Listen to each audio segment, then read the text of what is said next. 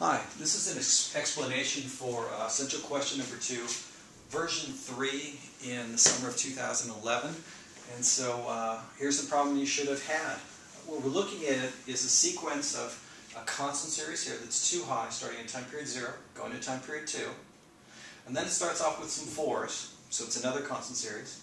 And then it goes and does some minus 2s, there's 4 of those, so it's another constant series. And then it goes back up to 4 again, and there's 4 of those, so we've got another constant series.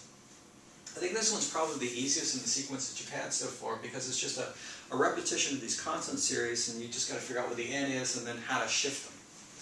So let's start off with these 1, 2, 3, 4 constant series, but let's throw in something that's a little bit different. We're going to do it with 1, 2, 3 constant series instead of the 4, just so I can show you a pattern of subtraction that's there too.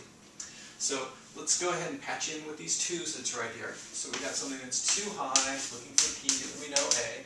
There's whatever the interest rate is, and we'll figure out what the n is, and we'll shift it around a bit. I'm also going to make a sequence of 4's, and my intent is to go ahead and have the 4's go from time period 3 all the way out to time period 13. Okay? And then what we're going to do is, of course, these guys need to be shifted too. Then what we're going to do is we're going to subtract down to get to minus 2. So what you should visualize is that we've got all these 4's that are up here that kind of fill the void. So there's an extra 4 that's stuck in the middle. I hope they line up now. And what we're doing is dealing with a constant series that's actually minus 6. So it gets us from 4 back down to minus 2.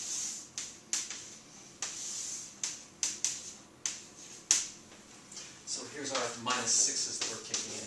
P, then we know A, here's I. And we've got to shift those guys around too. So let's deal with the easy chunk. We've got 3 2's that are right here. So there's 1, 2, 3. You just count them, and that's what the n is supposed to be. But the thing you should also notice is that it doesn't start in time period 1. It starts at time period 0, so you know that there's time shifting that has to go on. This numerator takes all the value, focuses it on -1. Put a -1 right there, moves it right back to 0. Other way of noticing it is 3 plus minus 1 is 2, last time you see it. Now let's deal with these 4's. There are 1, 2, 3, 4, 5, 6, 7, 8, 9, 10, 11 of them. So make sure I count that right. 1, 2, 3, 4, 5, 6, 7, 8, 9, 10, 11. So we're going to stick 11 there. And then what we're going to do is also notice that these are in the wrong spot. Our last time that we see a value is in time period 13, so I know that by using the shortcut, if I have 11 and 2, I end up with 13. And if I look back, that logic should make sense. The numerator takes all these 4's, piles them onto time period 2, and then what we're doing with the denominator is moving from 2 back over to 0. It's not all that bad. Now, dealing with those minus 6's, remember we've got all these 4's that go across, but what we needed is minus 2's down here. So we have to add in a minus 6 to go from 4 back down to minus 2. And that's what we're doing here.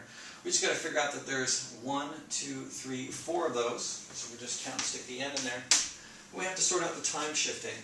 The last time you see one of those minus 6's is in time period 9. So you know a 5 should be there. And so that should give you the present worth of this sequence here, and I wanted to do it in a slightly unusual way.